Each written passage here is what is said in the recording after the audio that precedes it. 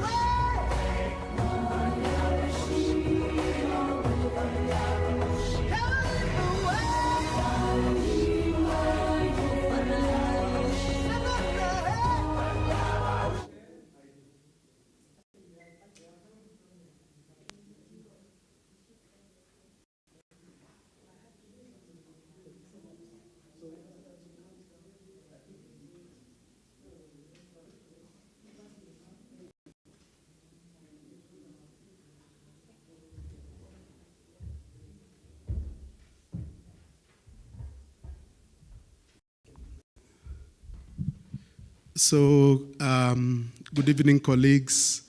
I want to welcome you to the launch of Jahazi, which is really our volume 11.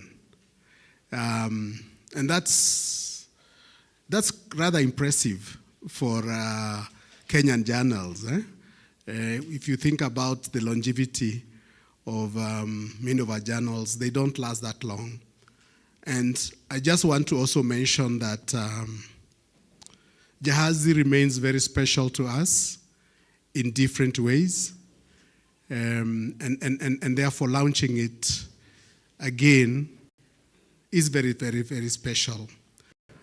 I want to invite to the meeting our colleagues who are online. We are streaming this launch because we are aware that some of our contributors are based in the UK, others are in the US, others are in different parts of the country.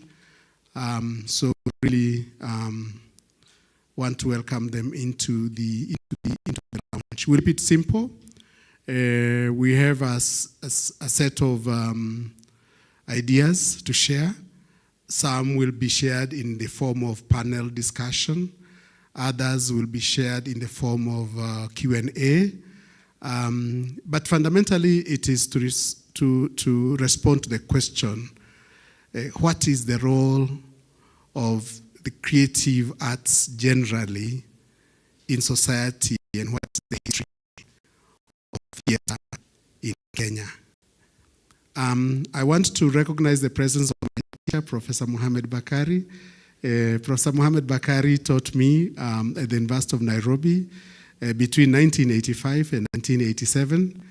And he's continued to be a real comrade and friend, and has actually contributed in a volume that I have edited. And I think we continue being very close friends, and we'll be talking a little more because of his commitment to literature and language generally. I also want to recognize the presence of the editors, and we'll be seeing them in a moment. Really grateful that the editorial team is here with us, and some of the contributors to the journal. And we'll be talking in another deeper way about some of those contributions.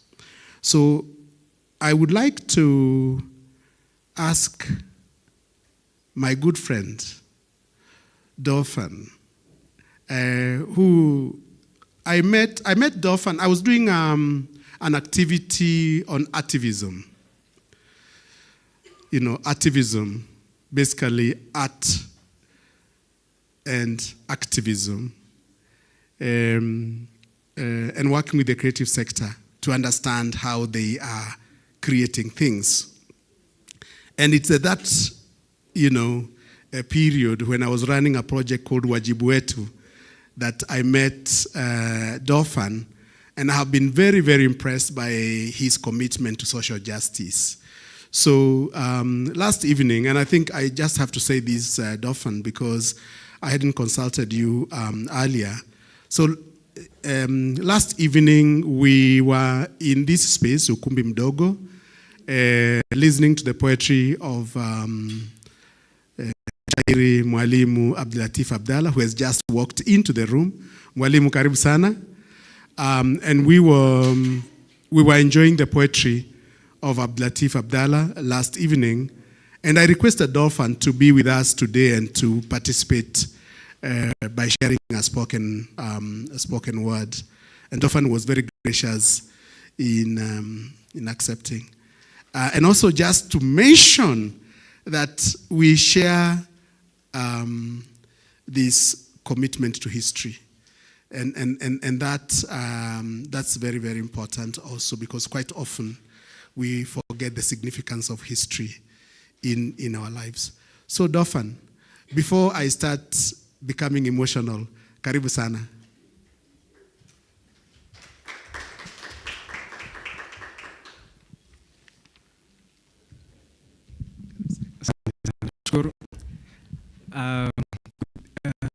afternoon or evening? Evening.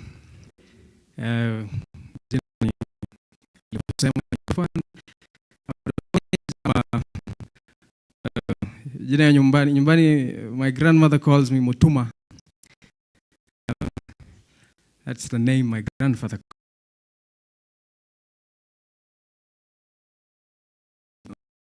Reason I don't know why he called me that, but I seem to be growing into that name the older I get, because Mutuma, loosely translated, means tailor. Basically, metaphorically speaking, somebody who brings people together, and I seem to be going into that as the years go by. I think the poem, and then I'll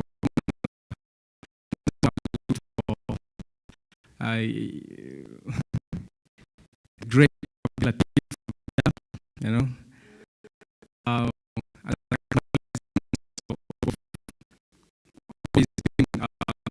just to theater, I think, to this country, and being a predator, these days, they're calling us activists. I still have my inhibitions with that terminology, but anyways, you can define how people consider you. But so this is Fahamu. Fahamu, matendo ya wengi imefanya nikaning'inia kwa imani.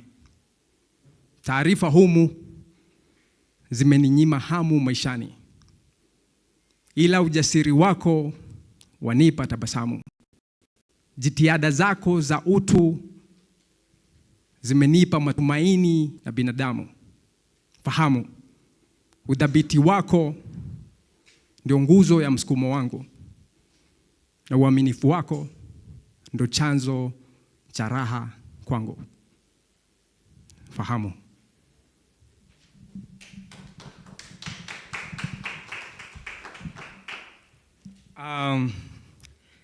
Speaking of my grandmother,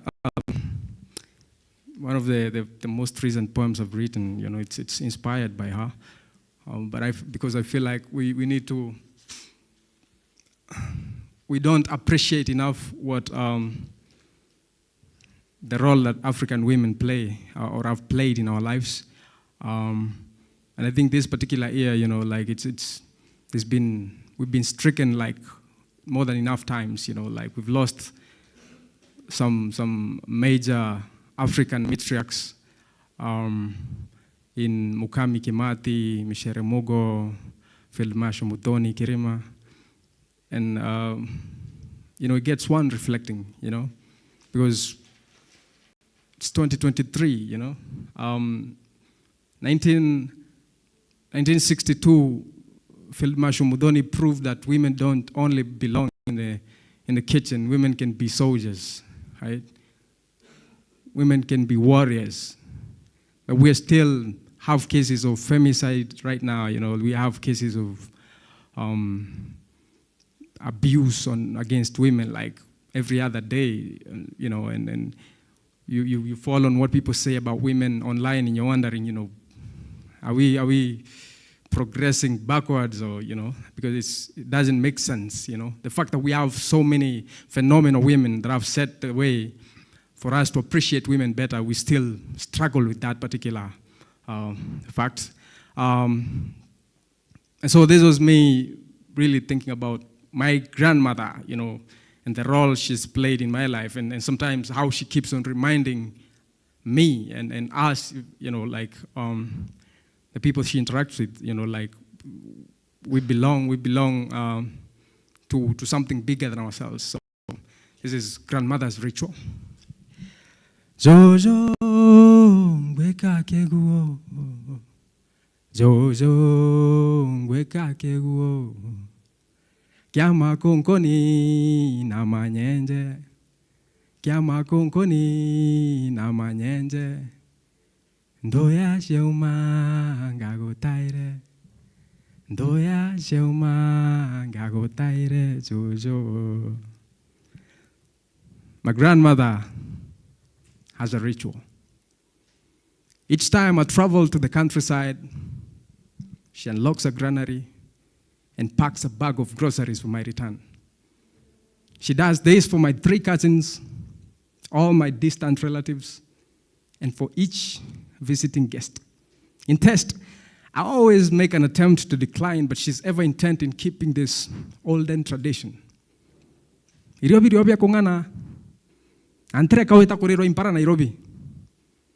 is more than enough here, and I will not have you starving in the city. In December 2022, my visit came on the wake of a 3-year-long drought, the worst in her 70-plus years of living. I could tell of the empty racks in her store by the fact that she didn't bother to lock the door. And as sad as that was, a part of me was glad that this time she will not have to trouble herself. This time she won't have to raid a stock to aid my costly lonesome existence in a rented city flat. But on the eve of my departure, she looked from across the table and said, I sent a boda to buy you some potatoes and tomatoes from the market. Aware of the futility of my efforts, I tried to air my objection, but a defeated smile is all I could muster when she added,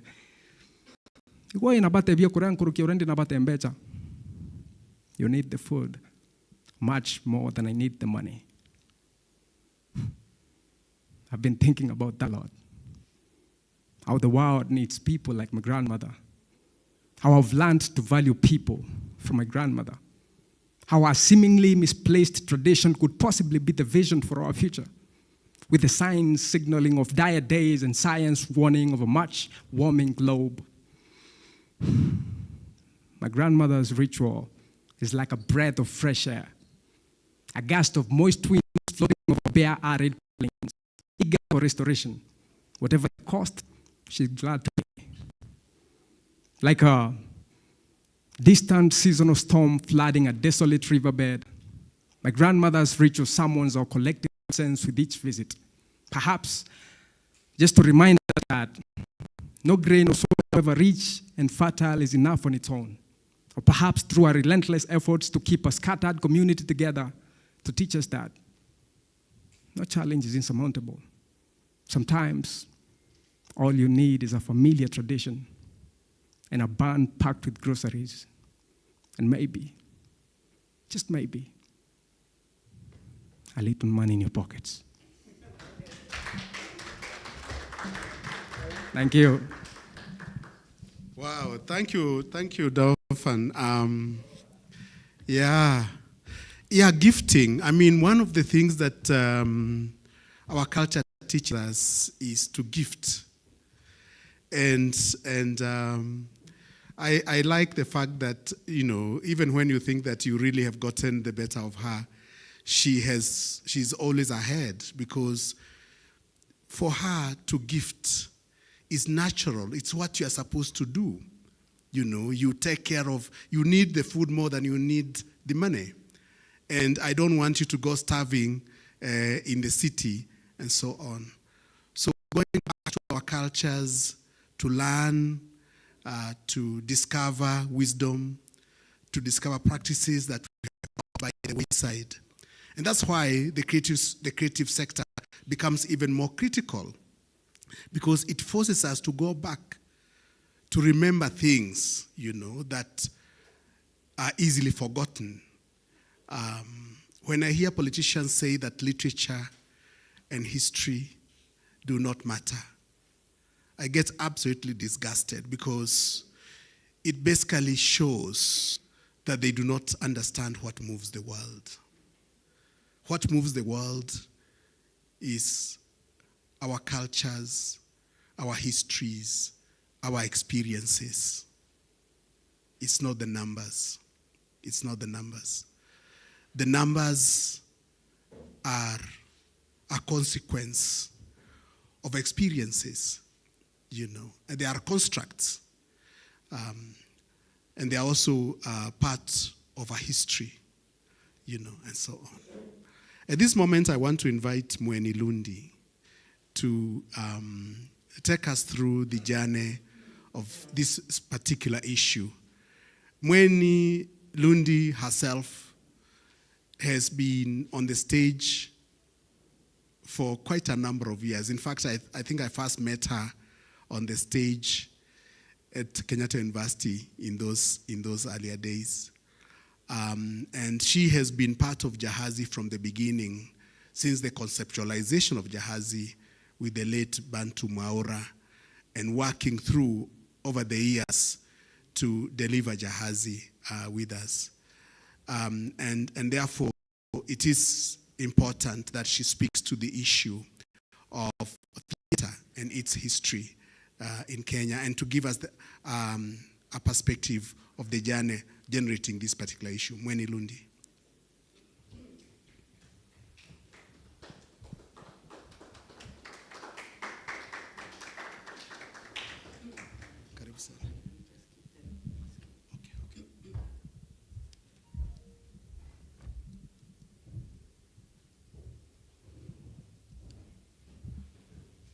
Good evening.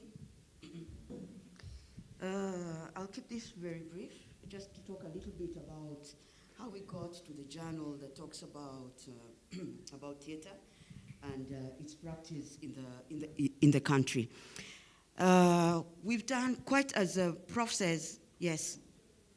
I can't have a bad cold. That's why. You can hear me, can't you? Yes. Okay, because I think the voice is more important than the face. As long as you can hear what I'm saying. So, as I said, we've done quite a number of journals since we started, and we've dealt with different elements of the arts. We've talked about visual arts, we've talked about film, we've talked about dance, we've talked about quite an array of things. We've talked a little bit about theater, and I think one of the challenges we placed on ourselves was the question of, are we saying that theater is not important enough for us to speak about it on its own? Isn't there a space where we can speak about theater, have a conversation, have people sitting down and having a conversation around theater that is not engaged, or is not a conversation that starts with film, then gets into theater, that it's not a conversation that talks about the visual arts or talks about music, then comes to theater. So Prof Kimani threw out the challenge and said, okay, let's do an issue on theater. And so we scrambled a bit and sent out a call asking people to do a wide, I don't know what to call it, a very broad scope in terms of what the practice of theater in Kenya looks like, or what we think of it as practitioners, and those who are not practitioners, maybe scholars. What are the things that we're thinking about when it comes to the practice of theater in Kenya? And even for other stakeholders, what is this all about? Where is it at? What's the status? Where are we from? Where are we going? Because that has been an ongoing question for a lot of the practitioners. Where are we from? What were we doing? One of the biggest conversations, or rather an ongoing and a repeated conversation, is, what was theater? Is our theater simply, is the history of theater simply that which starts from when the colonialists came? Or was there something before then? If there was, what was it? So it's a bit of it was a bit of a challenge trying to get people to talk about this. And we went back to the question of what are the indigenous forms of performance when it comes to theater? That for us was a critical question, because we're saying, if the current conversation is about decolonization, what was there before we start talking about being colonized and talking now about being decolonized in relation to the performance of theater? So in this issue, one of the key things that we talked about, as I said, is what are the indigenous theater forms? And one of the things that we have, I think, consistently talked about when it comes to indigenous forms has been the issue on storytelling as a form. In this issue, we have Obi Obiero Odhiambo talking about Sigana, the story, as an art form by itself, as opposed to just a translation of what was practiced traditionally to a form that has evolved and has taken up different elements that were not part of the original performance of the Sigana. He looks at the evolution of the Sigana. We don't have many people talking about indigenous art forms. Usually we get stuck at, or we leave this at the storytelling form. It will be interesting to look at, is this definition or is this selection of the indigenous form limiting, or is it broad enough to encompass other things? Because within the story, Obi says, he says that the story does not happen as a story by itself. The story includes dance, it includes music as essential parts of the performance of this form. They are not separate as they have been made in the Western form of storytelling. So an interesting discussion to have around indigenous forms of storytelling.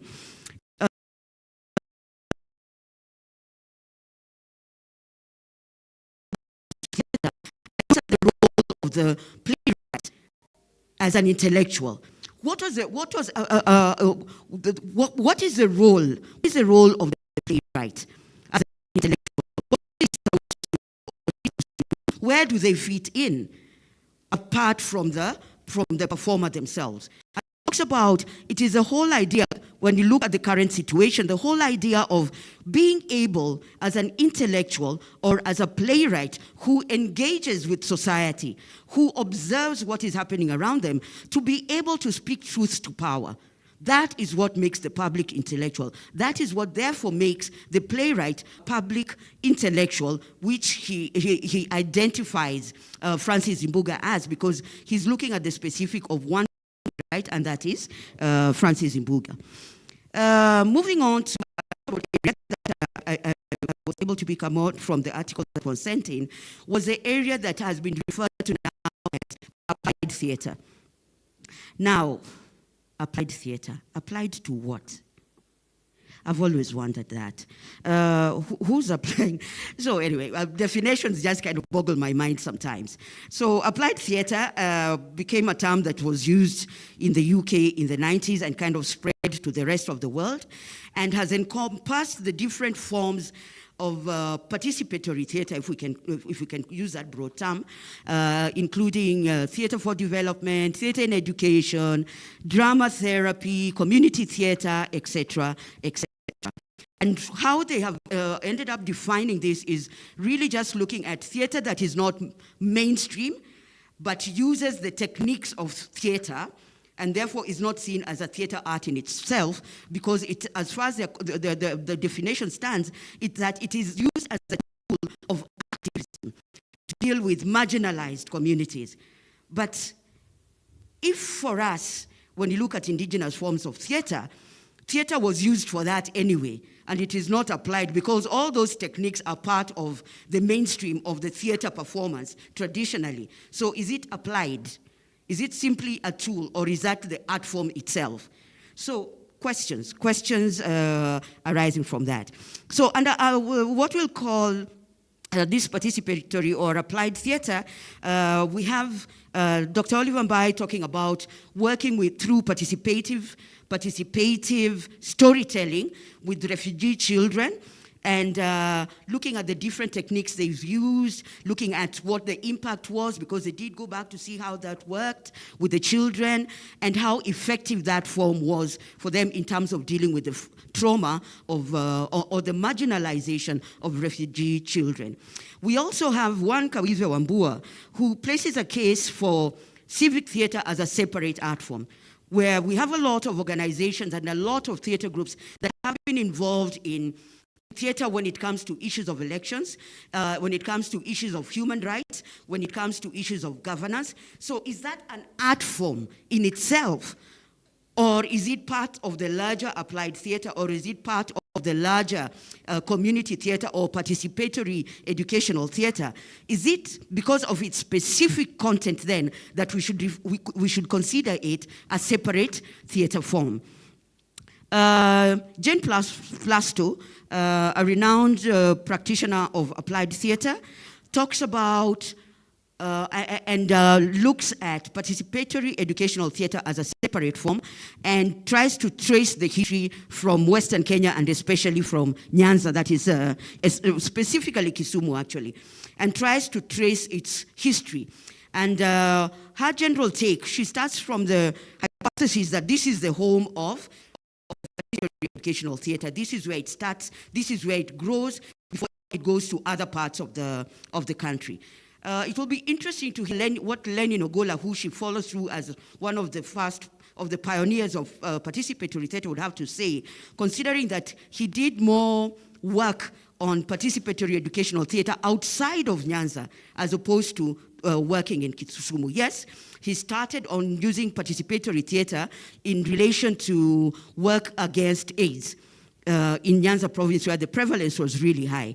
But most of the work was carried away and grew away from Kisumu because he was working in Makueni, he worked in Marsabit, I think, which is where he developed the form, looking at what are the fundamental elements, what are the principles, and so on and so forth. So most of the experimental work on PET also happened away from Kisumu, but also a lot of work was still done, yes, in Kisumu, but by other people who she does not acknowledge. So interesting, who writes history of the work that we do, and what is their priority when they're writing this history? What's the take? Who writes history? Who generates the knowledge, and to what end? With what agenda? So that what happens? So for me, I thought that would be important, an important aspect to consider when it comes to the development and growth of theatre in this country, especially its practice and its theory as well. That is important. Under applied theatre, we also came across a very interesting angle, which was the Barahuru festival that is conducted at the coast, and where they look at the environment.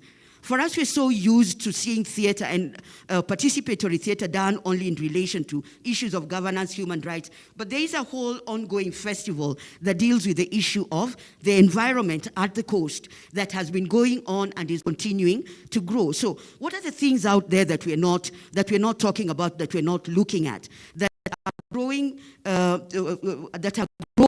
and need to be taken into account as part of our history? They need to be acknowledged. They need to be studied. Yeah, we're spending a lot of time studying other things, and yet work is growing right under our very feet. What are we doing about this? Another article away from applied theatre, but in a way really connected to, that raised for me a lot of, kind of raised the hairs at the back of my head, was a question that asks, and a concern that he has, which is, in the ongoing question for us as theatre artists, we always ask the question, why theatre? And his concern is, which other practice are they asked that question? Is the doctor asked, why medicine? Or the architect, why architecture? And so on and so forth. So two aspects for me that really just stood out was his concern that we are constantly being made as theatre practitioners to justify ourselves and our work. And why is that the case? It is seen as a something of something. Is that it is not a serious enough profession in terms of the investment that the country puts in it? Is it that we ourselves have not taken it seriously and still continue to look at it, or as that's something that we do at the end of the day as a hobby when we finish serious work? So that's one aspect in terms of the questions that he asks in relation to the theatre practice in the country. The second question is, why is it so painful? Why is it always a struggle, especially when you're talking participatory theatre, or when you're talking theatre away from the mainstream? Why is it such a painful process? Why is it always a struggle? Why is it that we can't just do it for the sheer enjoyment of the form itself? And here, talking about the form itself, I'm thinking one of the very dangerous statements that we usually have in theatre that has kind of just become the monkey on our backs is the whole idea of art for art's sake. What does that mean? The other day, I think there was a call made out for people, theater groups and individuals to apply for a funding opportunity that came up, forget the details of what that was. But when I called to find out, because I was really curious about it, and I said, oh, I'm interested because you see I'm involved in community theater, OAR. And I said, no. For us, we are basically dealing with art for art's sake. This business of community, we are just interested in theater, the art form. And I thought, okay, where do we start this conversation? Which is a conversation that we've been having for more than 20 years, 30 years, 40 years. What is this art for art's sake? Where does theater come in? Do we have art for art's sake when it comes to the practice of our indigenous theater performance? So a big question that we need to answer for ourselves, but also the question that he quickly, that he has focused on, the question of, does it always have to be this, which is not and does not have a curriculum? So how are we going to fill this gap if we are really going to develop theater in the country when there's no curriculum to grow the younger people who are interested in theater? So I will, another interesting element that came in was the discussion about the conversation around space. And we're talking space here because space as a physical space, which is discussed in relation to the history. Actually, as the article is the afterlives of Kamirizu, and they talk about how the space was constructed, the architecture of it. Space, does it allow for us to bring our plays, our performances? Somebody very crudely put it one time, that the theater has become like a lodging, where you just come in, perform your play, and leave. There's nothing to it beyond that. It's the money that's just being collected. Where is the history that goes with it? Where is the intention of growing it? Where is the intention of developing it? Where is the intention of decolonizing the space? Because this has been talked about from the early 70s, when the lecturers from the University of Nairobi came and tried to put up Kenyan performances in the space through a lot of... And Afterlives, which is, I think, a very good article by Professor Coopers and Makau of the University of Nairobi. But Ngugi wa Thiong'o also does contribute an article in the journal, and I think that it's important to mention that. And he revisits the 1960s and the Black Hermit and so on. And the article by... Beautiful volume, Jahazi number 11. Is it going to remain within the four walls of ukumbi mdogo? Nani mdogo, hu ukumbi. Is it going to remain here?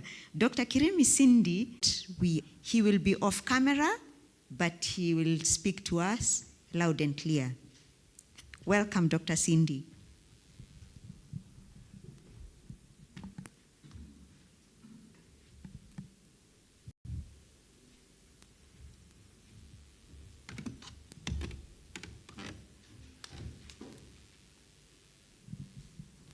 Fundi wa mitambo.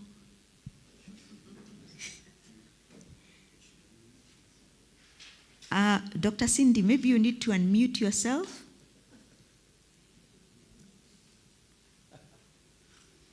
You have an audience here that is waiting.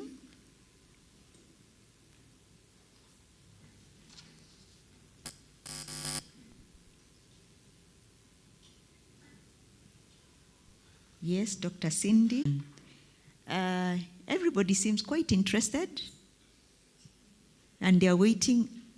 There is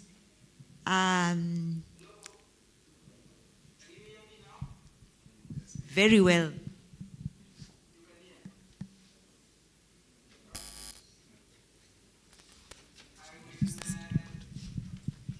Also, thank you so much for inviting me.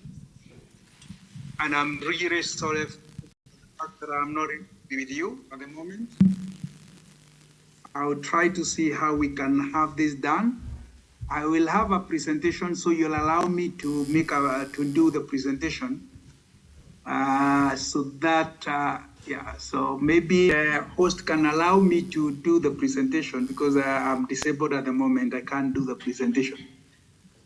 But as Lydia said, I am an economist by training, but I've done a lot of work on many, many different areas. I've also been a businessman as I'm being allowed to, okay, now I can see. So I will go here. I've also done quite a little bit of all manner of things, including business. So as she has said, but at the moment I'm working with the African Population and Research Center. I am a program manager there, and I'm also leading a program called the Catalyze Impact Research. I want to... Recording in progress. I know the moment you are doing, you're talking about a lounge, but I will communicate a little bit about the African research now to ensure that we get more and more African researchers, communicators, producers, and any other knowledge which is being produced, how we can ensure that more and more people see that.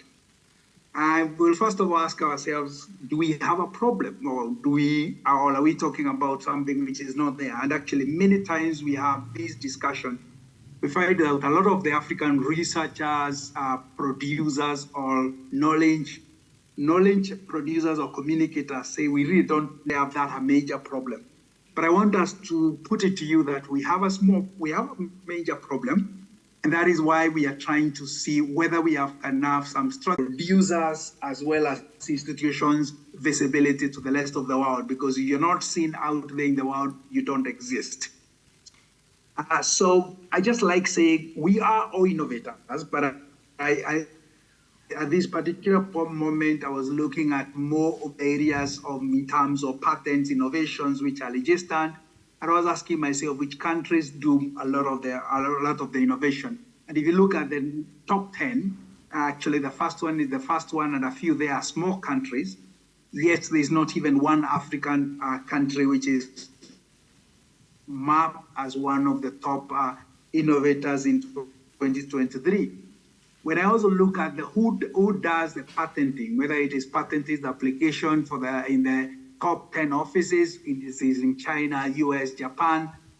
Africa is nowhere. Small countries like Japan and South Korea is also part of them. When I look at this map looks at the innovativeness of the world, and if you look at the trend, whereas Africa, the top country is Mauritius, and Mauritius is 34% or 34.4%. Then South Africa, which is around 29%, followed by Morocco, which is around 28%, and then Kenya, we come there around 22%. Is it that we don't really do the work, or we don't innovate, or we don't even do like some of what you are launching today? It just may be solution in terms of scientific publication. We are going to show it again somewhere else and a little bit different numbers, depending on we only contribute around 3% of the global. I think we are talking about whether it's creative, whether it ask ourselves how big is that completely accurate, but you'll find it there. And you'll find that a lot of the top countries in the world, the US, China, most of Europe actually can fit, and even India can fit in African continent. So that tells us when we have a big landmass and we are also getting to contribute a very big population, yet what we are contributing in other areas might be very little. In fact, the population of the world is showing that by when we look at between 2050 and 2100, the world population is going to increase at 1.3%, not 1.3 with 1.3 billion, whereas the African population will increase with around 1.8 billion. So how will the world population increase by 1.3 billion when Africa is going to contribute a 1.8 billion? It's just because many of the other parts of the world is actually shrinking. Japan is one of them, Korea, but most of Europe is going through the same process. So that's what Africa will contribute in terms of population. That's what it is also contribute in terms of land mass. But when we think about many other things, like when we look at the research and development expenditure, please look at this area. This is what I know. This gives us a lot of hope about the fundamental framework, the fundamental skeleton of this country.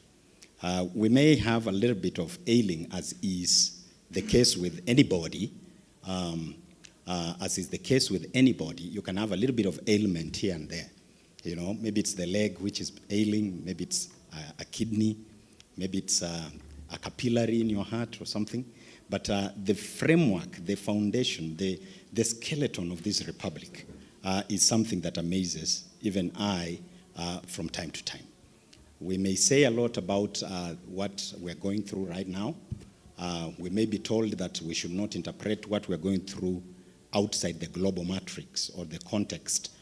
But the truth is Kenya is a land of tenacity. And every so often, the kind of output that Kenyans display to the world, be it through the minds of Micere or my former teacher at Leipzig, Professor Abdelatif Abdallah, who is seated at the back there, or even those of her sons and daughters who are domiciled within the country. The greatness of this country is never in doubt, okay? And this kind of work that you're doing, for me, is simply put a microcosm of this greatness that I'm talking about. And with these preliminary remarks, mine is just to encourage you, Professor. I've worked within Jahazi. I know that sometimes it can be quite a challenge. But the truth is, if you remember of the greatness of this country and the fact that it takes all of us in our little miniature way to make that greatness happen, it becomes another day at work. Target either polytechnics, colleges, or even universities. So there, the government has told us very clearly in documents that are public that art and creative and performing arts feature somehow. That there is a student with a passion for theater or the performing arts will be catered for by one of the tracks. But where is this curriculum content? Where is this syllabus? Where are these curricular policy statements coming at? What is the stake? What is at stake in the theater art education in Kenya? What is at stake in performing arts education in Kenya? Not at the university. We know what we do in the university. But at the level of high school, at the level of junior secondary school. That's the question. Who are there? Who is sitting where in government space to make decisions about the content? We've been told that there is an unofficial kind of document with these matters to be addressed very deep. What is the content in those books? So this gentleman in the early 80s who made this profound contribution at a time of transition within the context of education, theater, and Kenya, the running of the Kenyan government, was a man known as Luka Wasambowere. At that particular point in his career, he had just come out of the chalk and talk, practical teaching in the classroom. He graduated from University of Nairobi in 1971, having been taught by, among others, Professor Ngugi wa Thiong'o, Professor Micere Mugo, and many others. John Ruganda, at one point he even talked about David Rubadiri in a visiting capacity. And when he was taught at the University of Nairobi, he would emerge in the graduation of 1971 and get posted to Kabarak out there in Baringo County. While he was working in Kabarak in Baringo County, the impressions that his teachers, Micere and Ngugi, had made to him was so deep that he kept inviting them to go and talk with his own English and literature students in Kabarak. Within no time, in a different Kenya of lean personnel and qualified people, within no time, he was at the pinnacle. He was the deputy principal of that particular school. So on one occasion, when Ngugi came to some kind of workshop, drama workshop, with his students at Kabarak, at Kabarnet, in Baringo County, Ngugi told him, would you care to move out of this place? It is too far from where I taught you at the University of Nairobi. Why don't you move back to the city? Because you have a lot of potential. We can make use of it. So Ngugi helped him to make a connection through the TSC networks, because a lot of these students who Ngugi had taught, some of them had not gone to become teachers, others had gone into policy areas like the TSC and so on and so forth. So Ngugi, using his own connection, brought his student back from Baringo County all the way to Thogoto. We all know that Thogoto Alliance has a very close relationship to Ngugi wa Thiong'o himself. As he starts his education and he rises through the curriculum in the colonial period, Thogoto was a place which was familiar to him. So he brings Luka Wasambo Were all the way from Baringo to Thogoto, and there he becomes a tutor of English and literature. While he's doing the English and literature tutoring at Thogoto Teachers Training College, a very old institution of teacher training, he continues to work in tandem with the University of Nairobi and the revolutionary ideas of the 1970s. Flip forward from Thogoto, the same Luka Wasambo Were would finally end up in the Ministry of Education, and at the Ministry of Education, he would be charged with overseeing matters theater arts and theater education, or the place of theater and drama in the education system in Kenya. Take note, in the early 1980s, we are still in the Form 5, Form 6 curriculum. So by the time the government makes a national decision to shift the curriculum in Kenya from the Form 6 curriculum to the 844, he is right at the center of this thing. It's as if fate all along had been playing a game to place him at this nexus of importance to contribute his bit to the nation. It is said then that at that particular moment is when he helped to Africanize the drama festival in this country. Other people put it this way, that Luka Wasambo Were is the person who started the Kenya Schools and Colleges Drama Festival. Other people put it that way. The most important thing to note here is that he played a central role in institutionalization of theater and drama as co-curricular activity in Kenya to this very day that we are speaking. It is now a national matter that we all know. Students in Kenya, pupils in Kenya, every year go into a national competition from the local to the regional to the national, and as they pit themselves against each other, the best team sometimes present pieces before the president in State House. This kind of contribution, therefore, that Wasambo made in the context of that little history I've given you is one that made me very, very touched when I returned from Germany as a PhD, after finishing my PhD at the University of Leipzig, where I did my language course, and then at the University of Berlin, Freie University of Berlin. When I returned into this country 13 years ago, in the year 2010, I had to get a job with Kenyatta University, which was my alma mater. And at Kenyatta University, the same Luka Wasambo Were was now working as a lecturer in the Department of Literature and Theatre at Kenyatta University, having been poached from the government through the government to parastatal conversation, having been poached in 1992 by the then long-serving Vice Chancellor of Kenyatta University known as George Eshuani. We all know that he was also a long-standing chairman of the Kenya National Examination Council. So he went and poached him from government to Kenyatta University in 1992, and when he arrived in Kenyatta University, the first task he was given was to set up the Culture Week Festival. So that this Culture Week Festival at Kenyatta University, which is an annual occurrence, it's happening now as I speak on campus, this Culture Week would have a life of its own, generating talent. People like Sripi, who is a modern comedian, people like Ridiculous, the MP of Dagoretti South, John Kiarie in the comedy series we all know during the last days of Nyayo, the time of Ridiculous, Walter Mongare, and so on and so forth. That trio actually came out of Kenyatta University culture.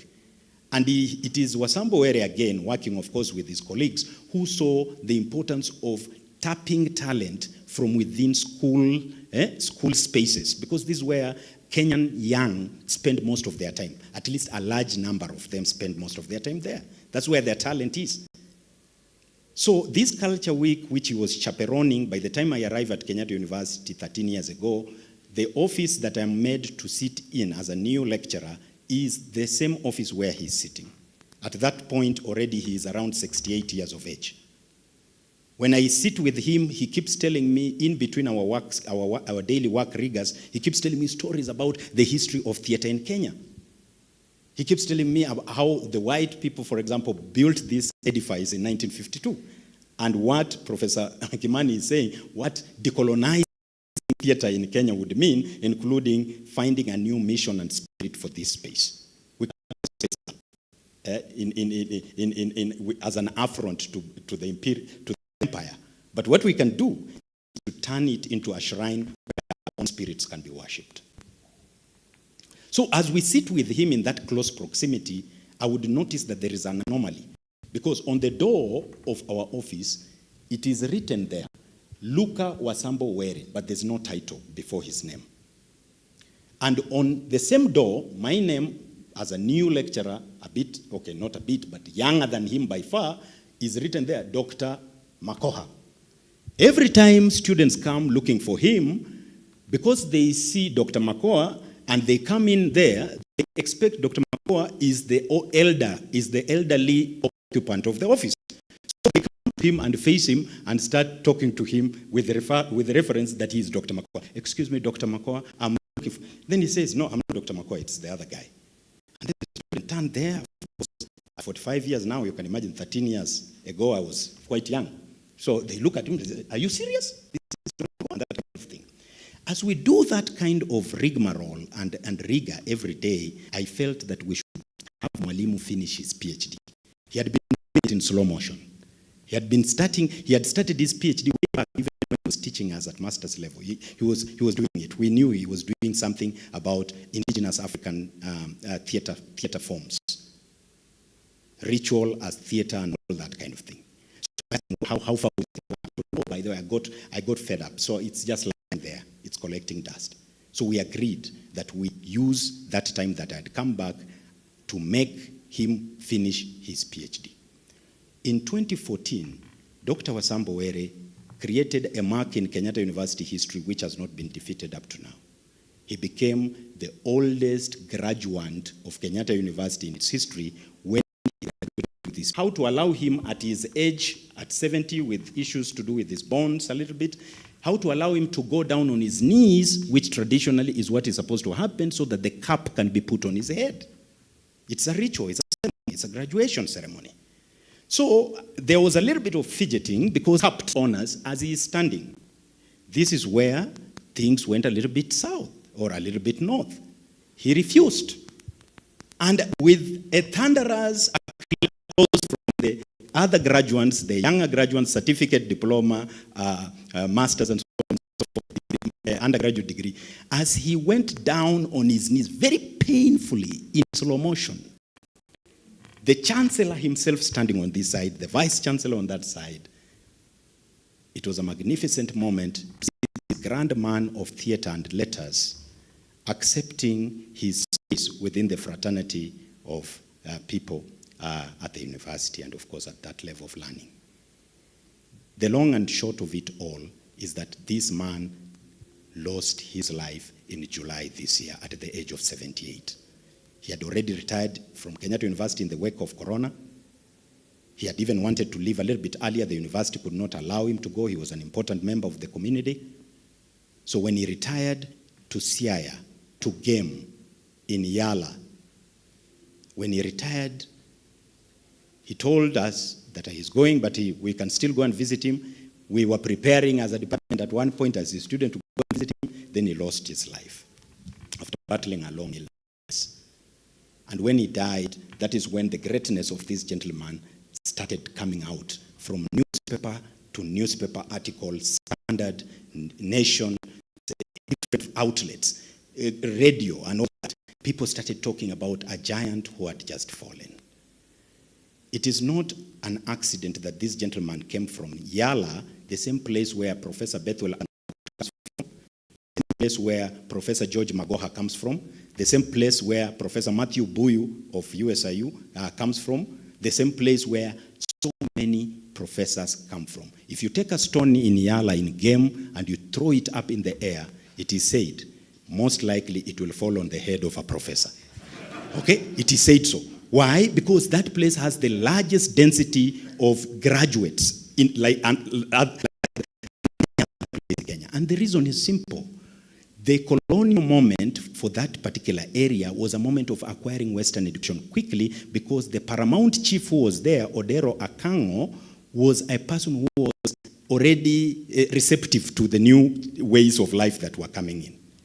As early as 1920s, he was already moving around, putting up kangaroo courts as a colonial chief and making sure that people were going to school. And those parents who were refusing people to go to school were, of course, put through his kangaroo courts and adjudicated, processed and caned and, you know, those kind of things.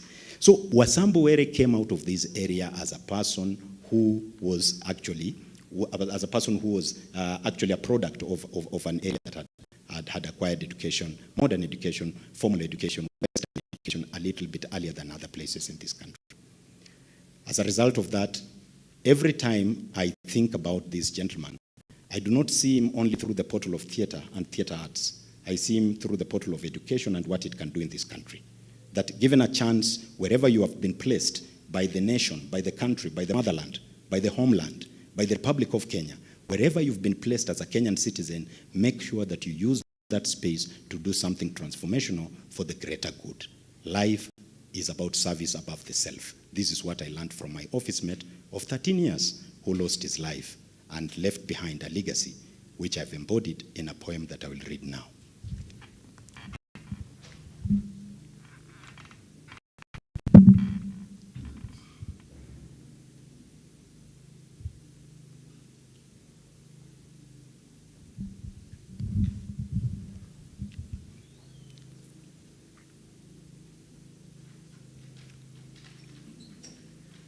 The poem is entitled Elegy to Luka Wasambuwere. Only Jesus the Nazarene, of all sons of women, has outwitted the labyrinth of death. May heaven lengthen the years of the next human who is about to heed the call of death. The words of an elder are like garments adorning the shadows of mankind. Comfort of that constant company, such words offer without delays. Now, we stand here in Nyawara. Mwalimu, you rest. Is he absent today, he who was present ever? Feel the air. Feel philosophy of his words.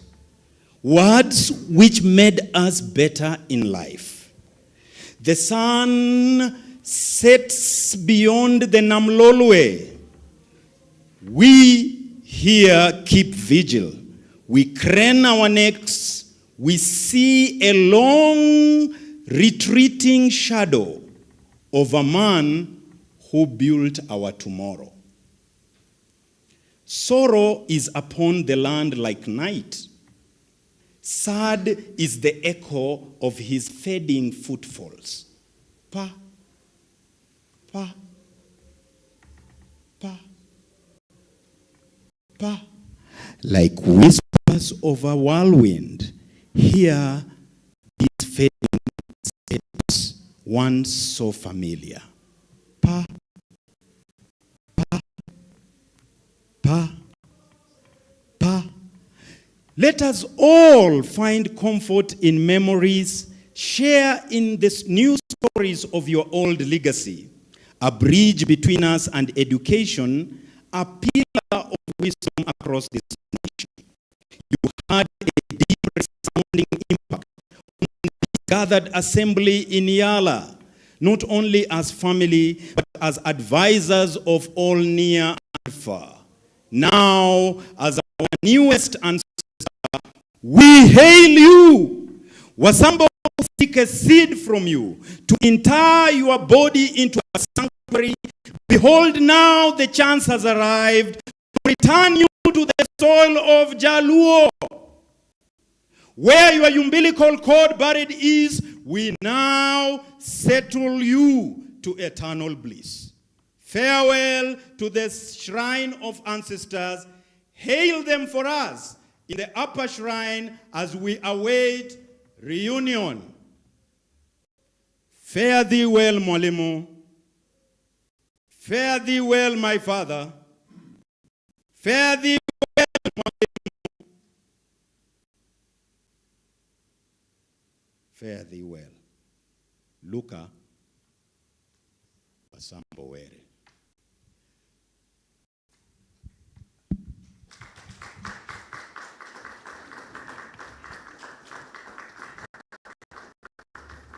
Thank you very much, Professor, for giving me space within the Jahazi 11 to write a small article about a man whom I knew for close to 23 years.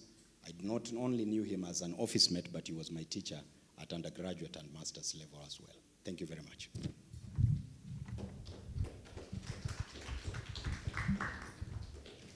Thank you much, Mwalim. Thank you. Yes, thank you very much, Mwalim, for that. I remember our conversations when we were exploring whether we could actually have, the poem. And it was really, really important that we have Wasambo in this particular issue. So thank you very much. I know we really are running out of time, but if we, I would like to invite Mweni to read a poem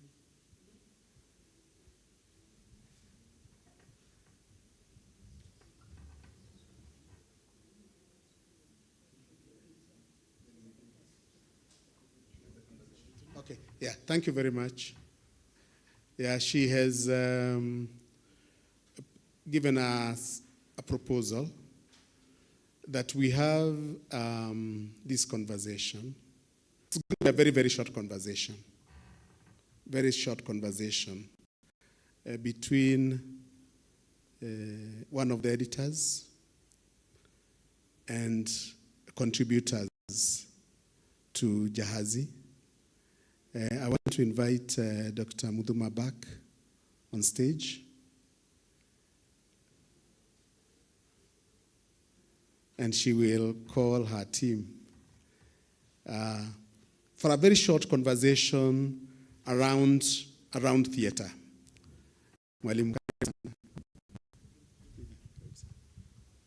Thank you very much. You are stuck with me again. And I would like to invite Kawive Wambua.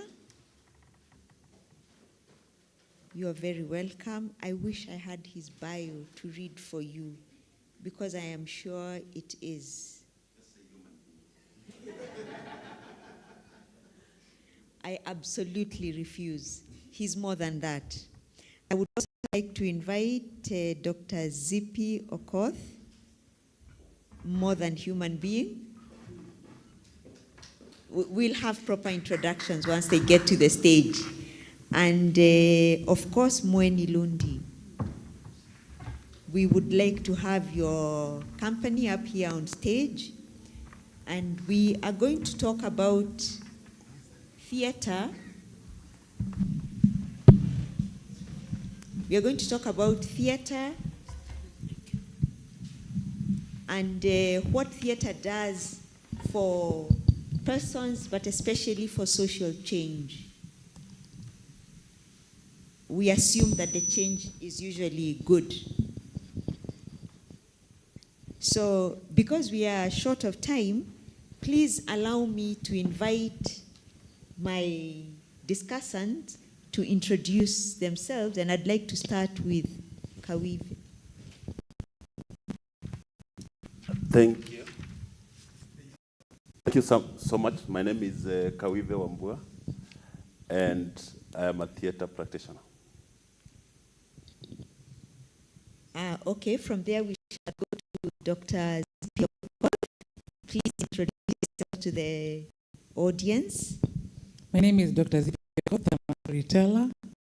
I'm an artist and a lecturer of theater arts and film at KC University. I am sure you all know Mweni, but please tell us what you do. They don't all know me. Okay. My name is Mweni Lundi. I'm a theater practitioner. Okay, thank you very much. We have dedicated this evening to talking about theater, and many questions have been raised, some answers have been given. I know you're a little tired, but we're going to give you better answers. Now,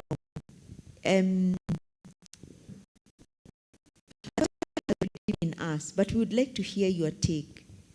Why do you think society needs theater? You can go first. I think it's a duality that society needs theater and theater needs society.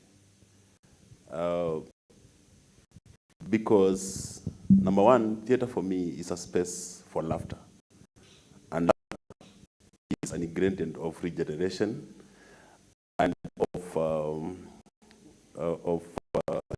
creating society. Theater for me should not be defined. It should just happen. It should not be restricted to what we may call disciplines. It is a way of life. It's a way of creating life. It's a way of creating and recreating the stories of our existence. Right now, we're in the middle of a theater performance.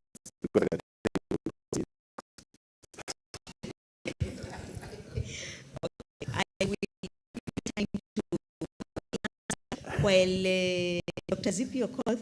Now, he's talking about not being scripted, not being arranged, not being trained into specific disciplines. Let's leave that aside. Theater needs an audience. Do you feel that today's theater in Kenya has an audience? Is that audience growing? Is it going down? What should we do about it? Yeah, I think it's not that theater needs an audience. Theater in itself is performance before an audience. Without an audience, it's no longer theater. So theater definitely needs an audience, and the theater audience in Kenya is growing each year. After COVID, we thought that people will forget about coming to the theater to enjoy theater. But surprisingly, people are coming to the theater because we heal. When we come to the theater, we heal. We are able to see ourselves without being there. We are able to see our pain without being the ones being stigmatized. So people still come to the theater, I believe, to heal. Even if it is a comedy show, they come to heal. So theater audiences are growing, and also the genres are changing and growing. People are having more diverse genres, and so it means we are tapping into more audiences. Like, we used to have more of comedy satire. Right now, we are having one-woman shows. We are having storytelling as a whole 1 hour. Drama, which is not comedy. People are having, I don't know whether to call it idealistic plays, where you don't have to make people laugh, but people are watching it to the end. And I think that one is broadening the scope of the audience. So that the audiences who are coming to the show, they're not just coming to laugh, they are coming to reimagine themselves. Yeah. Very beautifully put. Now, Mweni, as a practitioner, and you have been in the theatre space for a long time, please outline for us some of the challenges that theatre has had to cope with. That direction. Maybe just put it in general terms, especially in relation to some of the issues that are raised in the journal. I think first and foremost is really how do we define for ourselves what our theatre is? What is Kenyan theatre? And I know quite a number of scholars have written about this and mentioned this. Do we have a Kenyan theatre? In Kenya. So, and I think this becomes a big issue, especially now that the regime in power keeps talking about the importance of the creative economy. So if this theatre that we have is a product, what are we taking out there as Kenyans? What is ours? What is uniquely ours? Or is it how better we do? I don't know. I don't know. What is it? So it's a question that we are grappling with right now. Because whether it's the comedies, whether it's the serious plays, whether it's where we are sharing our pain, in what form are we sharing this? How do we share this in a unique way that then says that if I go and say, oh, this is from Kenya. So what does that look like? Then second thing, and I won't even go into detail about that because Makoha talked about the curriculum. How are we training our resource, our human resource to prepare for this industry that we call the theatre? And then even the larger question in relation to that is, do we have a theatre industry? What does it take to have an industry? Yes, we have a few people who decide I can make some money out of theatre. Does that make it an industry? Or are there certain things that need to be in place for us to be able to say, here's an industry and it's growing, and this is how it. And, we talked about spaces. I think there was a question of where are the spaces to be able to practice our theatre, to share our theatre with our audiences. And again, just starting from the space we are here, where we are in here right now, is a whole question of how accessible is this space for the artist. We talked about a history of 1952 of colonialism, and to what extent has that changed in terms of accessibility, affordability? How do we change that, or to what extent has our attitude to the space, our history of the space, really changed to bring it to the contemporariness of our practice and to our own voices? Where are our voices in this space? And I say that having known that there was a task force space to theatre, and looking at what is this space. This is a space that was created in 1952 for a very specific purpose. Does that purpose serve us now? And if it does not serve us as Kenyan practitioners, what are we doing about it? Unfortunately, the task force was, I'm looking for a polite term, was wrapped up before they completed the task. And again, talking about spaces, there's also, yes, we're talking about Kenya National Theatre, but really, if, as we say, theatre is, we don't need that we perform as part of everyday life, or we are talking about being the laughter and so on. Are these the only places, the proscenium theatre, are these the only places where we should be focusing to put our performances?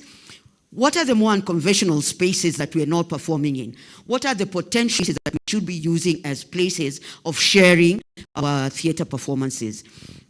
Then, of course, in terms of the form itself, there's a question of, even as we are grappling with what is Kenyan theatre and looking at in relation to our indigenous forms, there's a question of, and I know Dr. Zippy talks about this in her article, is what is the future direction for our theatre? Where are we going? What do we want with it? Yeah? That from we want to go, what are we aiming for, was a group that had started and said, a group of young people who started theatre and said, we want to do theatre that has never been done before in this country.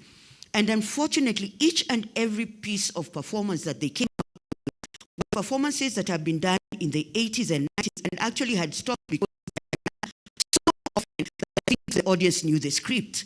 So what is the future? Where are we headed? One of the writers talked about the issue of what are we doing in theater in relation to the digital space that is available to us. There's this whole world out there. What are we doing with that? So those are some of the challenges. Of course, there's a whole question of how do we fund our theater? If it's an industry, where is the money coming from to run this industry? Yeah? Because we can't keep taking a bank loan and then you come and you have space for 3 days to run your performance within a space that holds, if it's a professional center, that's 100 people, and hope to recoup your costs and also make a profit. Because if you're saying, yeah, what are the laws that govern this profession? Where are the professional bodies that are supposed to build this industry?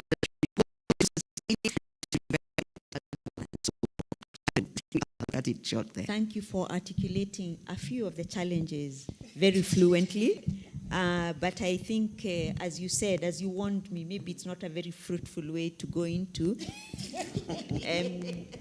Now, while I think I will allocate you, maybe you'll want to tell us something about the direction the theater is taking today. But before we get there, let me come back to you, Kawive, because you said something very beautiful. The theater is life. It is what we live. I think you're the one who said theater is healing. Do we need to run it as an industry, or is it just part of our lives? What happens there? Why do we find it? Or you can take this question in whatever you want. You can frame it and tell them what you'd like them to hear. I give you full.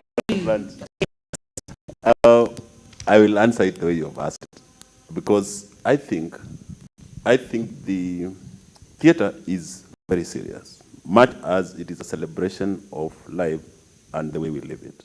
It is very serious in that there are people, a lot of people, who dedicate their life performing live, performing live through theater, music and dance, etc. When you are an architect, you are planning building, how to build a house, there is somebody who sits and plans how to celebrate life. Now, an architect, there is a framework of the for the in this country, for example, of how an artist spends even more time, because it is emotionally involving. You spend more time in creating life, but there is no says this is what such an investment is worth in terms of what you put from it. So it's that has been, in my view, as a matter of government policy and otherwise, been deprofessionalized. Okay? And how did it function before the colonial times? Was it a profession then? In the colonial times, and I will take you to two examples. One of them were the traditional music players, and also the historians in the Mali Kingdom and other places where they're historians. Those people performed history, maybe history of kings, history of communities and all that. And they were paid. They were go to watch a performance, or there was a system in which they were rewarded. Okay, so it used to happen, and that was these people who stand for chiefs and the exploits of kings and whatever were very influential in they were basically court poets for the kings, and they were today. If we look at what is happening now, is that there's a remove. There is an informalization of a very formal space, or a formal engagement of profession. And if I can double this theater, the theater across here, has been closed for. Now tell me and this is the only government-run, government-sponsored professional association space. The professional association space has been closed for 1 month. That 1.5 months. For instance, you close a bank today. You can also add that Bomas is about to be closed. Continue. Yes. Carry on. And that is going to go. Yes. So, if you look at the point of view of this is a profession which does not have government planning. People are told to entertain visitors, to entertain serious people. You know, and that is this 4.5 days, 3 days, creating messages, creating performance. You go there, you're 5 minutes, and they're you know, this is purely from a so this is a profession, field that has been given the worst treatment, to speak. The Film Commission and all that. You know, there's even a film. What is it called? Kenya. Yes. Kenya Film Commission. Yes, KFC. Do you know that to perform in the 70s and 80s, you had to get a letter from a government DCIO of that time to come and put up a performance? You know, so I think the basic questions that people ask: what is the value of investment, the value of time, the value of the creativity, the value of the dedication that this Bogo here writes sponsoring people.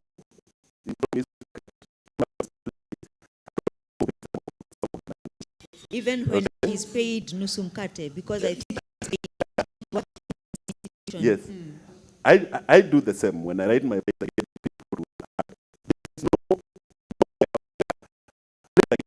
I've been told we want this as a journal or as a Kenyan professional enterprise. Bring your place.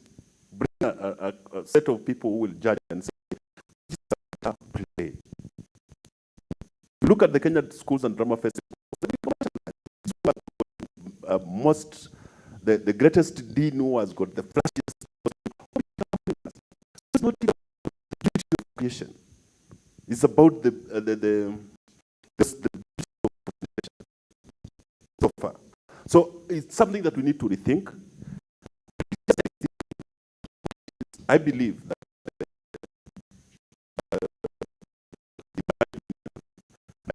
anybody contest it is that for the change, the socio-political change that we got in 2002, you know, with the fall of the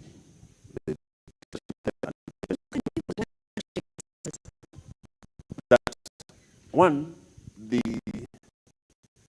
1991 up to 2000, there were writers, very serious writers embedded to organizations, Wakanyote Juguna, Waome Mutai, Kevudha Kibwana, Black Ondanyiro,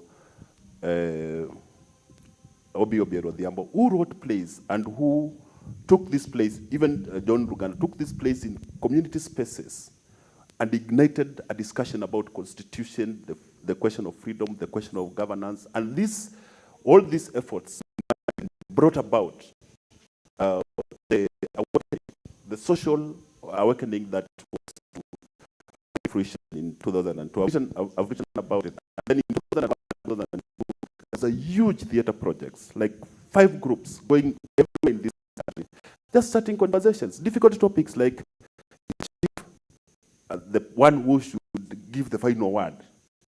And people in the market would speak about it, and when the chief comes, they will be like, you know,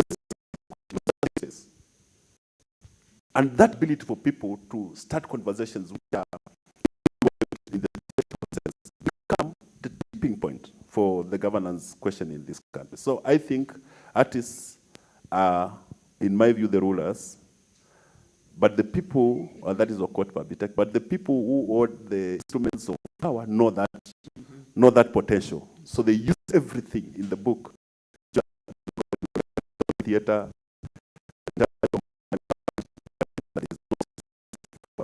reward or punishment. We can arrest you. So it becomes. Thank you very much. I know I need to give at least a minute or two to say something. And before that, remember that the artist actually uses his life. He's not just writing out of nowhere. He's laying himself down there so that we can hear or we can see what is happening. Anyway.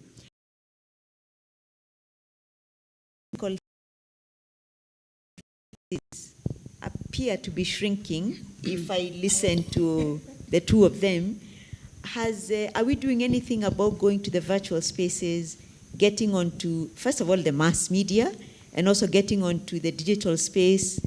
So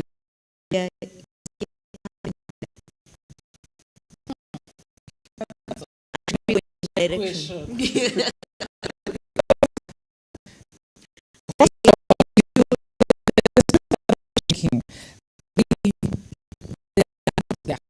No, when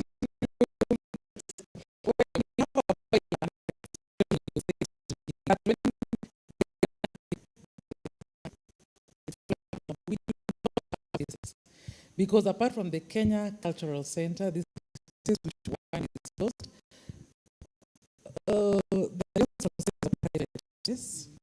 Professional centers are foreign, and then the others are school spaces. So we do not have. So nothing is because nothing, no spaces are there. I stand corrected. Yeah. There's nothing to drink.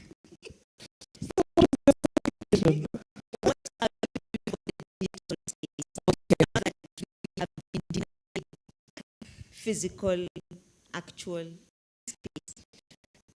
When I actually, the reason I say this is a trick question is because, yes, I record all my shows.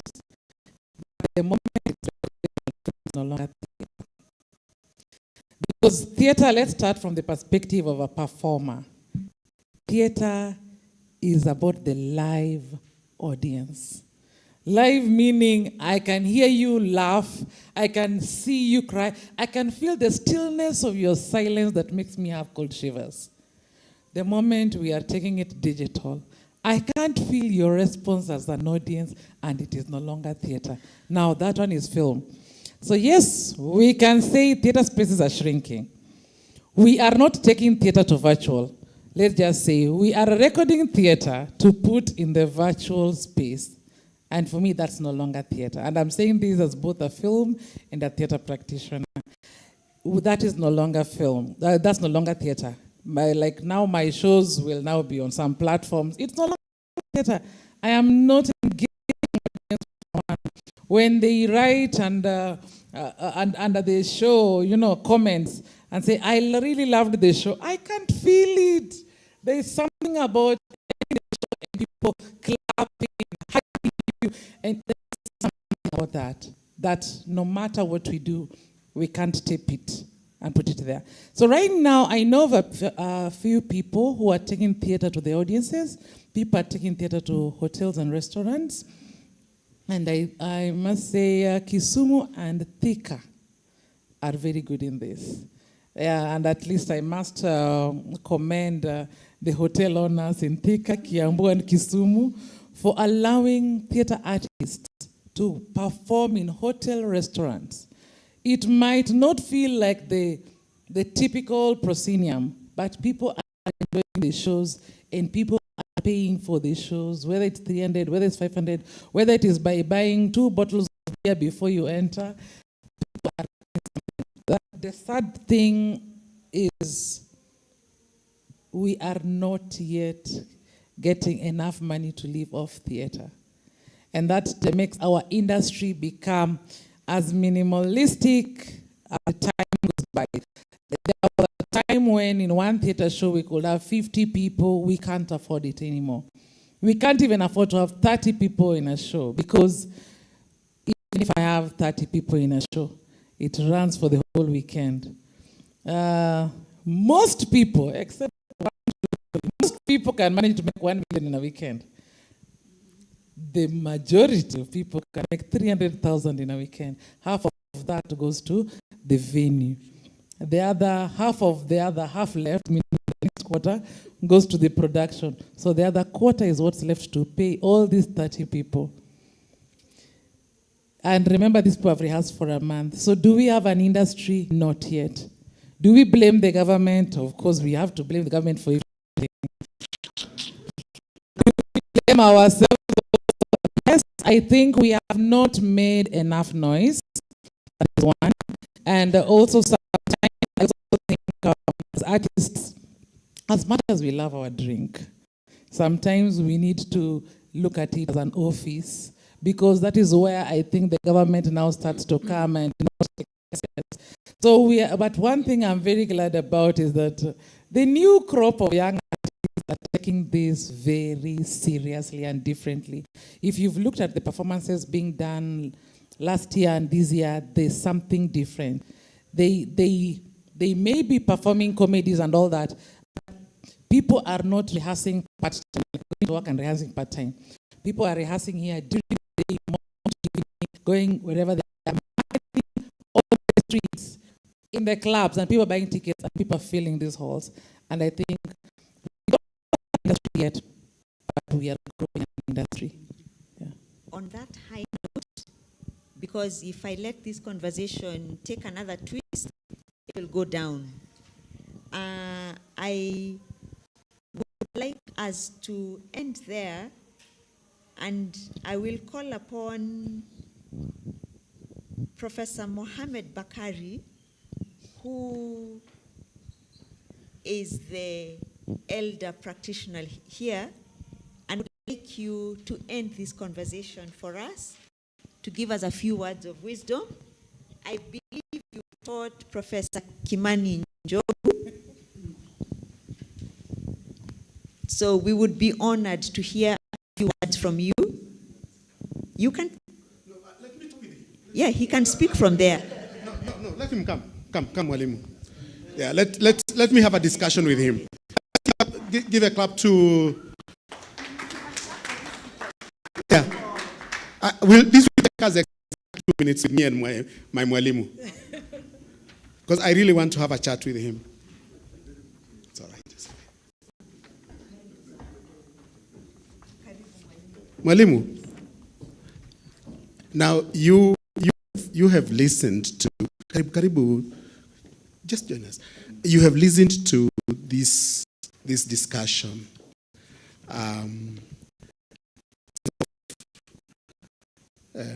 Anxiety and so on. What's going on in your mind? What's the future? Good evening, ladies and gentlemen. I think there will always be theater and drama and literature in general. What reflects life, and it has been there for a very, very long time. There's something that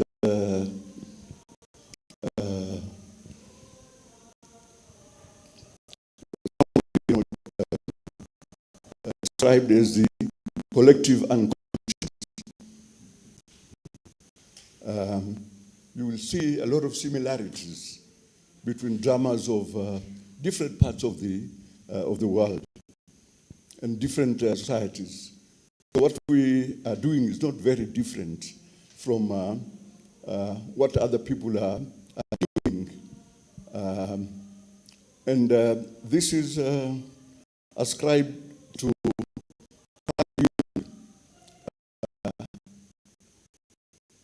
who was very close to Sigmund Freud, and then walk away from him. And myth importance. And for example, if you look at famous stories, for example, the Odyssey, if you look at the story of Vishnu and Shiva in the epic, or the epic hero, the Ramayana, you find that the themes are all similar. You know? So there is a need not only to do this navel gazing, look at our situation here, but to reflect back into history and see how all of these things played out then, and we will see that our dilemma is not unique, that this is a universal dilemma. Here I would like to just give the example of Odysseus and Penelope and Telemachus, the son. This is a really great story. And there are so many parallels between the story of Odysseus and the story of Ramayana, where we idealize, for example, the most desirable wife and the most desirable son. We see that Penelope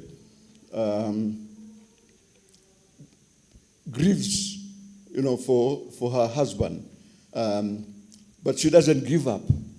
And different men tried to seduce her.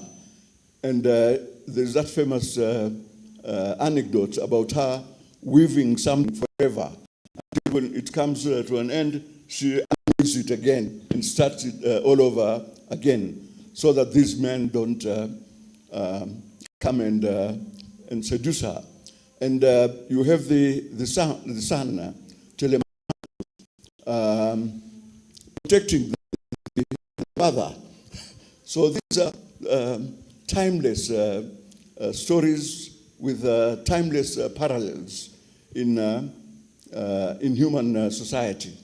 So I think if we go back to our traditions, we will find that there are similar kinds of individuals and stories. And is this because, I've held the view that the creative space that we occupy, be it now in theater, storytelling, and so on, is driven by a curiosity. By curiosity about the environment in which we live, curiosity about the physical environment, curiosity about human beings, curiosity about ourselves, and so on. And in the pursuit of this curiosity, they craft,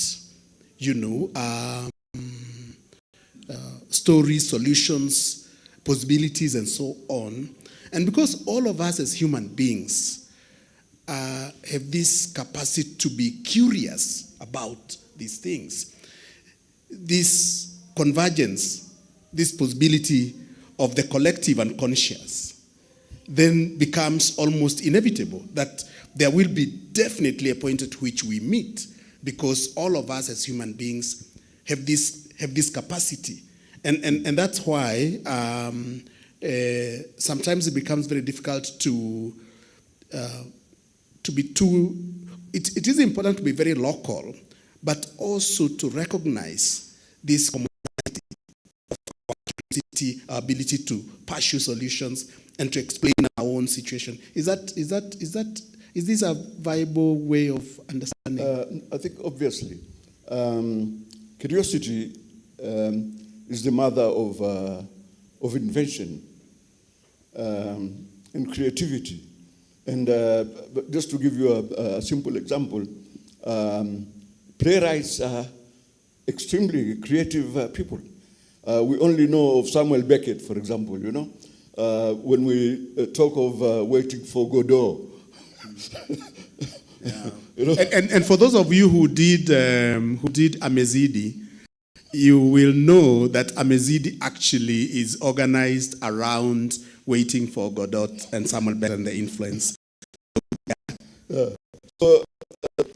what I would urge us is that please let's go and read Indian mythology, ancient Egyptian mythology, and all kinds of mythologies. And I think by doing that, we will contribute even more to our understanding of drama, of tragedy, and related issues. Some of the greatest thinkers actually were dramatists and playwrights, and there are those three famous tragedians, Greek tragedians, Euripides, Aeschylus, and Sophocles. You know, if you have not read any of their drama, then you're missing something. Is that where we should be getting Antigone and so on? Yeah, absolutely, yeah. Absolutely, yeah. I think I would just. I think this. But one last word, Prof. For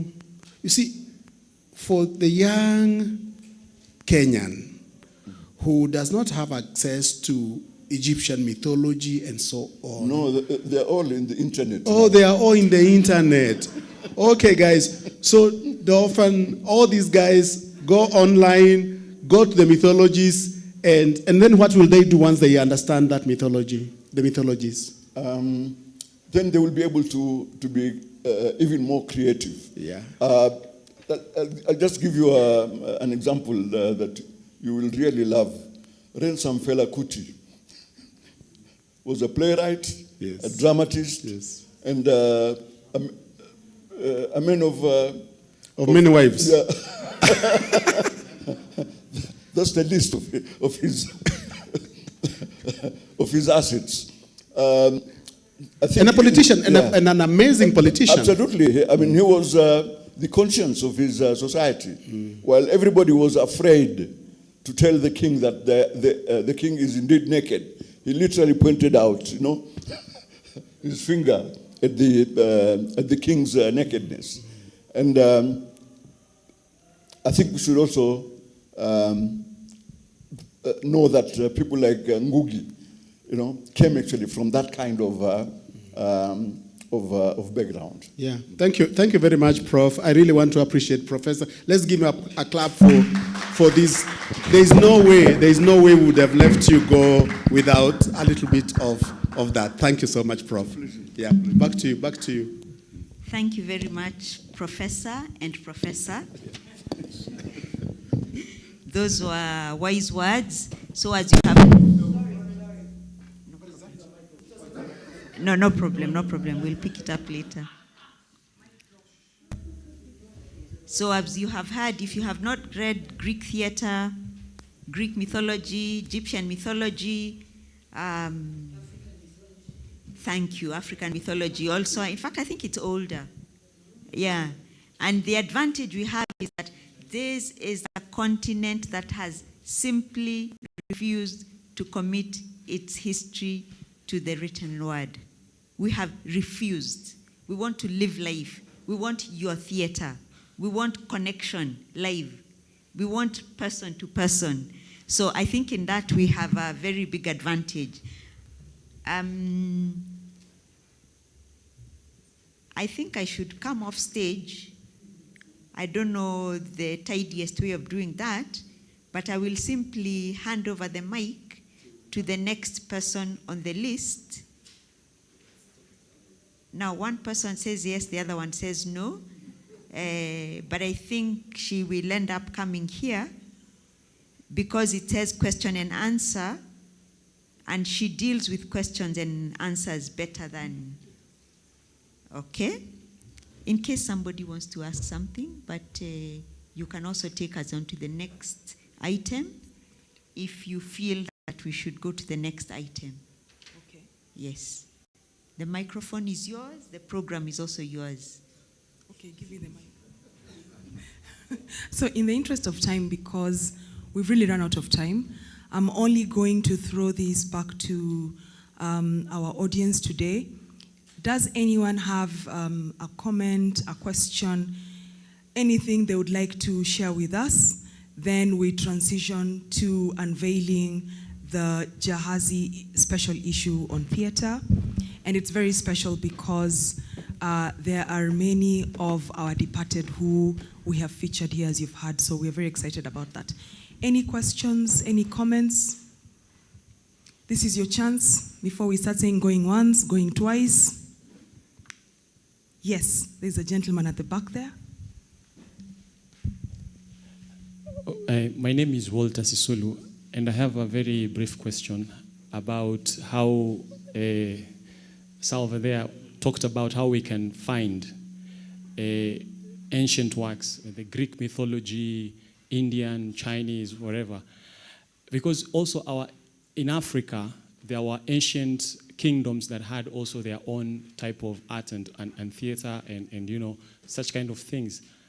Are there books or references that we can get? Because also in our quest to understand how these things work on a global scale, it's also good to explore on a continental level the kind of progress or the history of theater that was there before. So I don't know what pointers I can be offered so that I can pursue that particular quest. Thank you.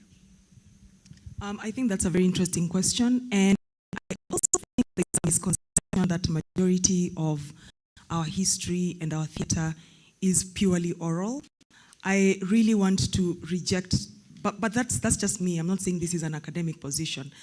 I think there's a misconception that everything, all of our history is oral, and therefore, in many ways, that is translated as less than, because it's not a written word, and therefore, not reliable, because if you pass something down through memory, it tends to get distorted. It's like playing broken telephone, right? So I think there are sources, and I think part of our challenge is to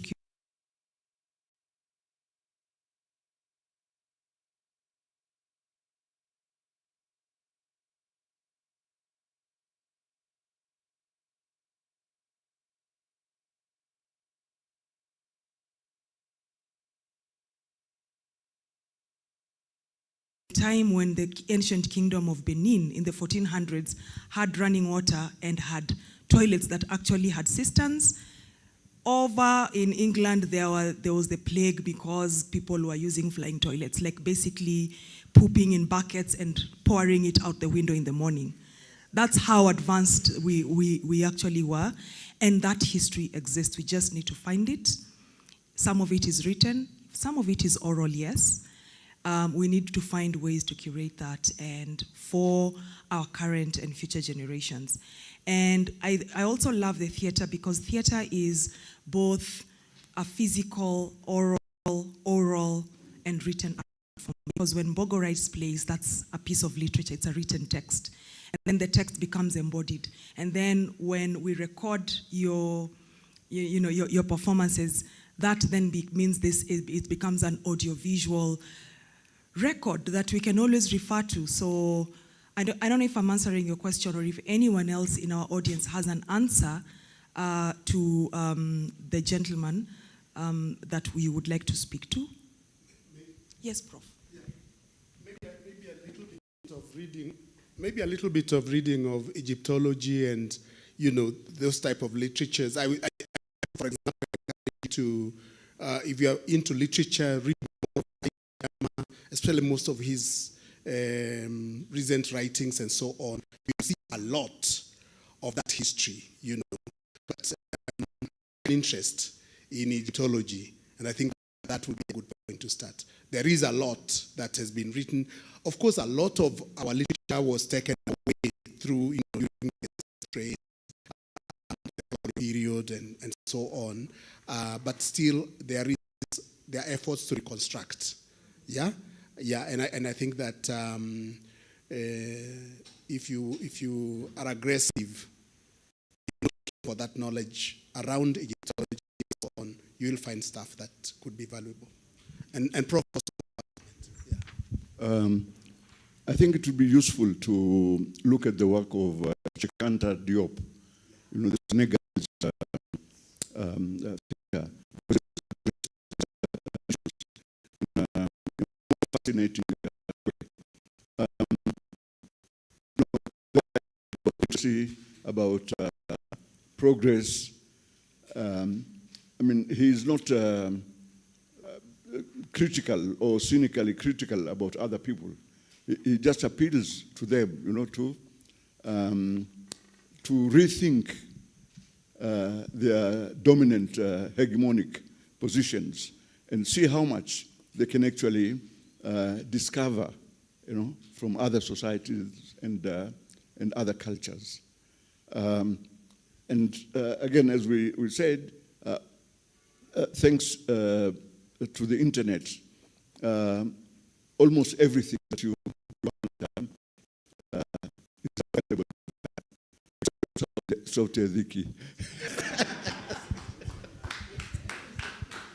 And I think another source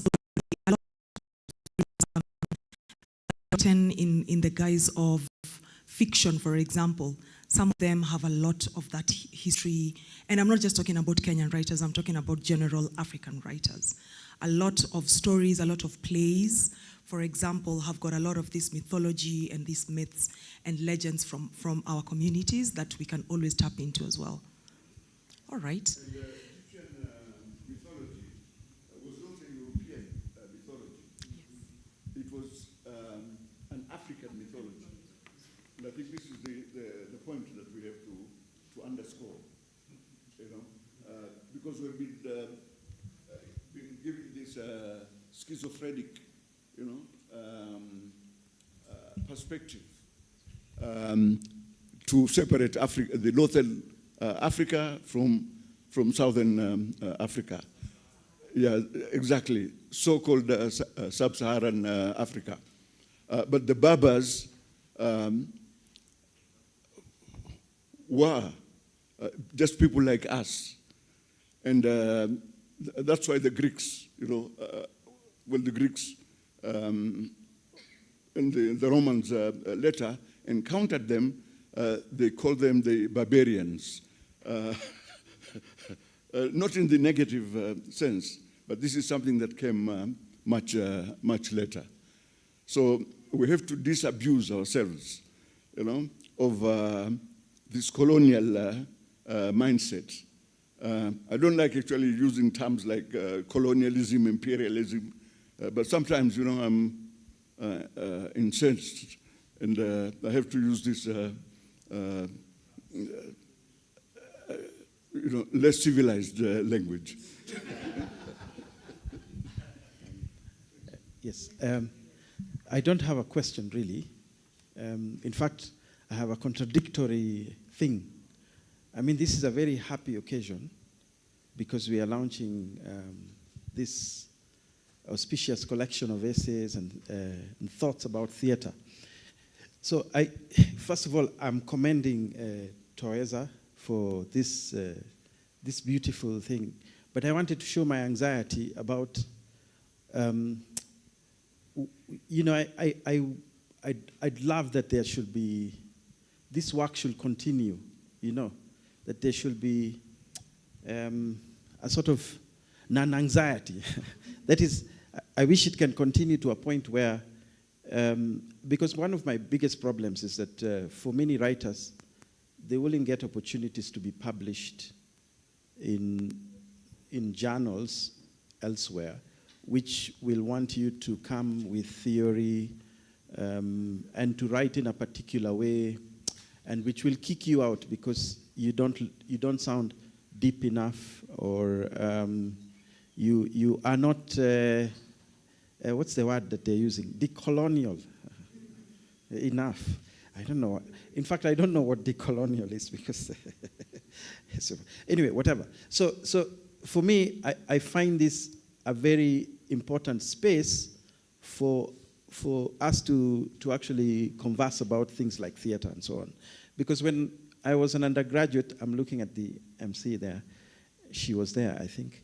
And we had a lot of struggle when we were maybe in the late 90s and trying to read around Kenyan theatre, African theatre.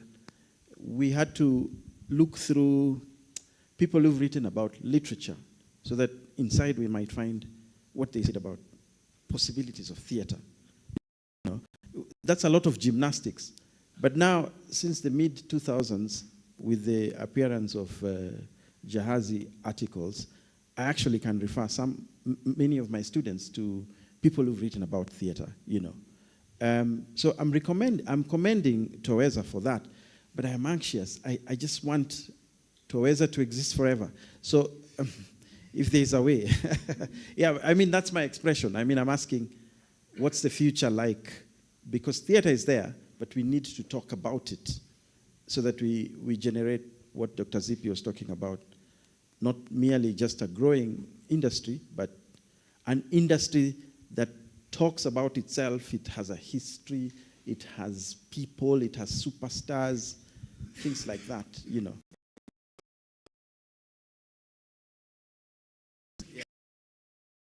Let me just reassure. Let me just reassure you that we are absolutely committed to the generation of knowledge and creation of spaces for discussion, engagement, and we are very consistent. We have tried to be very consistent, and not just on this platform, Jahazi, because Jahazi, we have now built space for Jahazi, where you can actually now download through the Jahazi platform and refer your students to that space so that they can read your articles. They can actually download and read, And we also have the Wabunifu portal where we also encourage people to go and read, content. So Jahazi will be around. Of course, we continue publishing other arts, culture, and creative sector books. So I just want to reassure you, Daktari. And of course, you see, it's an institution. It is an institution. And so long as the vision is there, the institution will be there. Okay? It is an institution. It will continue growing. And with your support, really, with the sector support, we'll be able to continue delivering. Sawa mwalimu? Yeah. I'd also like to speak to something that you've spoken about in terms of how accessible are spaces of publishing. Because if we listened to Dr. Cindy, who was online, he kept saying that we produce about 1.5% of quotable research material in the world, while we are about 20% of the world's population. So that's very little. And so it means there's concerted effort to do this even beyond Jahazi. Like in our different spaces, what are we doing? I currently work at the Mawazo Institute because I left academia proper because of the issues you people keep having. And I shifted where I now work with women scholars who, and these are the same challenges they face. So trying to sort of deconstruct the idea of, one, what is research? Must it be bound in theory, in theoretical frameworks and all these things?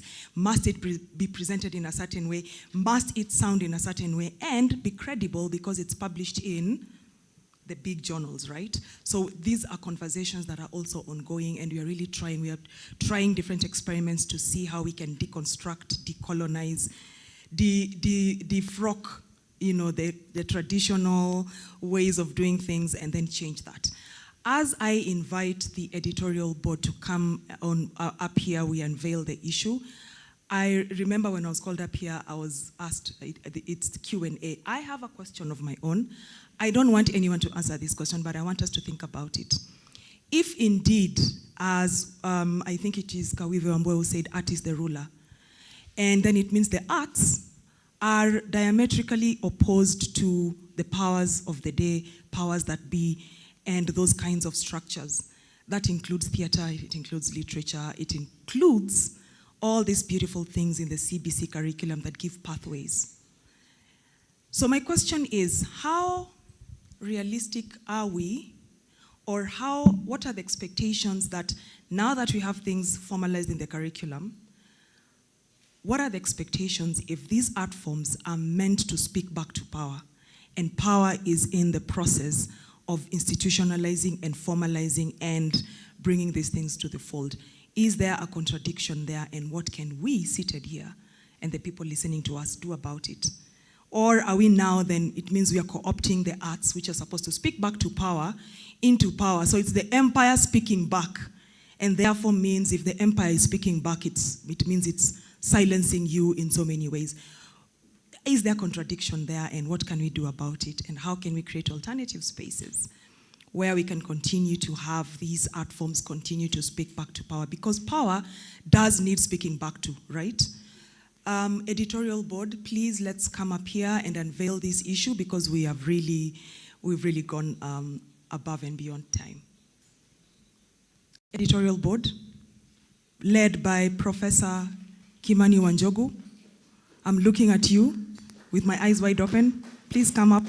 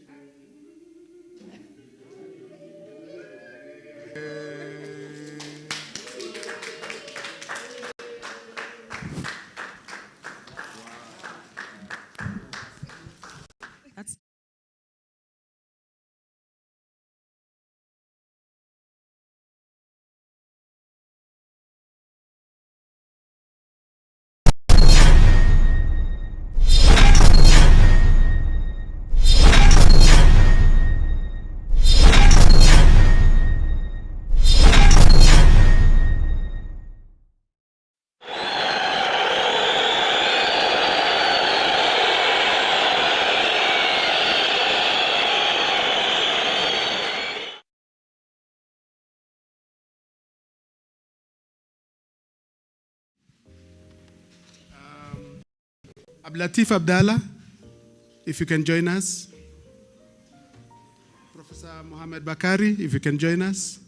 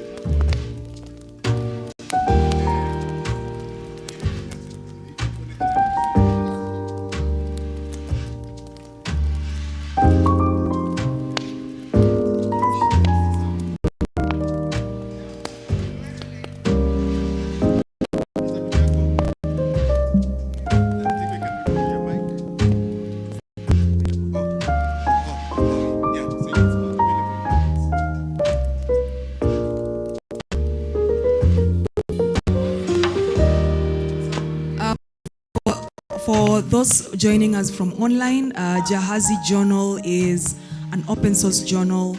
You don't have to pay to contribute here. If you see for papers, send in your paper. It's available online for free on the Twaweza website. You'll find it there, these and previous issues as well, for your reading and enjoyment.